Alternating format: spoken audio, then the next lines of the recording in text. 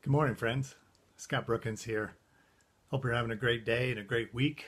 And wherever you are watching this, whether it's now or days from now, I pray that you're doing well.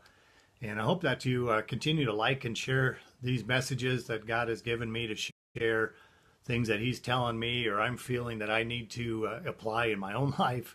And I hope that it's helping at least one person. And from the feedback I'm getting, it seems to be. So that's the purpose, and to give God all the glory. So that this morning the question is do-over.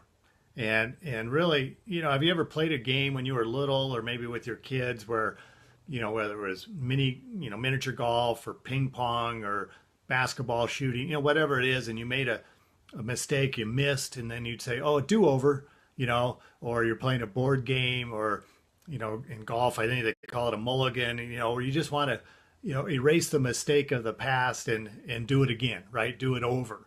And I know, when I was recording in, music studios and doing my CDs that I did, I tried to do many of those recordings live. But, you make a mistake and it's recording, it's going on a CD that you're going to produce. And so you need to do it over, right? And so we get used to that. And, but the other day I was talking with a guy, and hey Jude, good to see you. And he was telling me, about his son, and his son's is a trumpet player and wants to be a professional musician, and which was really cool. And so I was trying to encourage him, and then he was asking about my background and so forth. And so it got me thinking about my life, the past, and would I make different decisions if I could go back? Have you ever thought about that? I think we all do. There's been many TV shows or movies made about, people that get a chance to go back to a certain time period and maybe fix what they did or didn't do, or maybe fix an event in history. They're kind of cool stories. But in reality, would we want to go back, and should we? I don't think I'd want to ever go back.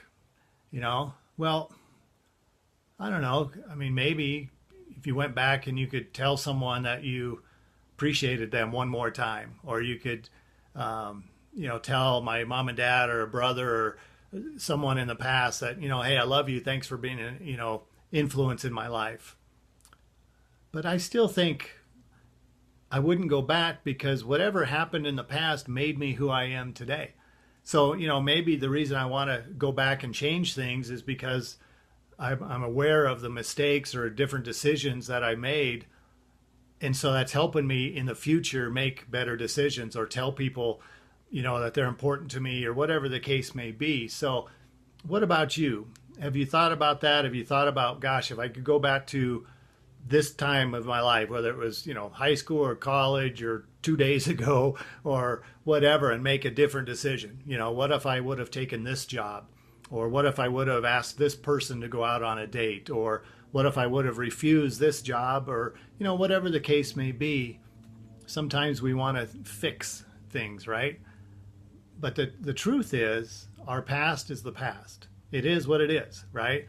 And so there's nothing we can do to change it.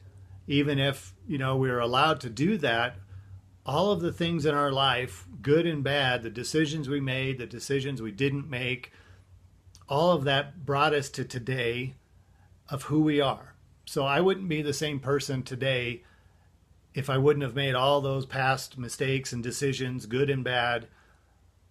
And I wouldn't want to change that, because I think of some of those decisions, well, that all led me to come to know my wife, and for us to get married, and then to have our kids. And all of those decisions led me to know Jesus Christ as my Lord and Savior. And all of those decisions led me to follow Him and build a ministry around the world. And any of those small decisions back in the past would have changed all of that. And so I want you to think about that today. Don't live in the past. The past is what it is. We learn from it, and that's kind of the kicker, right? We have to learn from the past. And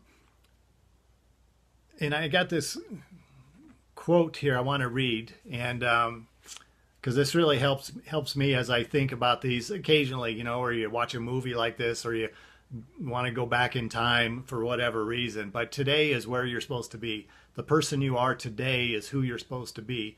Now we can improve, we can get better, we can become better people, better servants, better followers of God, but we can't go back, right? No matter what, we can't go back. So we need to go forward in a positive state of mind, following what God has put on our heart.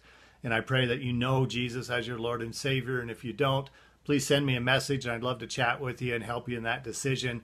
But this is from a pastor and author, Mark Batterson. He's a pastor in Washington, D.C. He's written many books.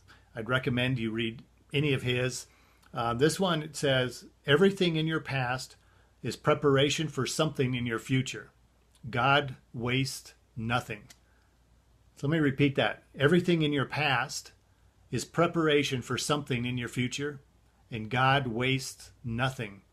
So I want you to consider that. And then in Philippians 3:13, it tells us, and this is the Apostle Paul writing, he says, I focus on this one thing, forgetting the past and looking forward to what lies ahead.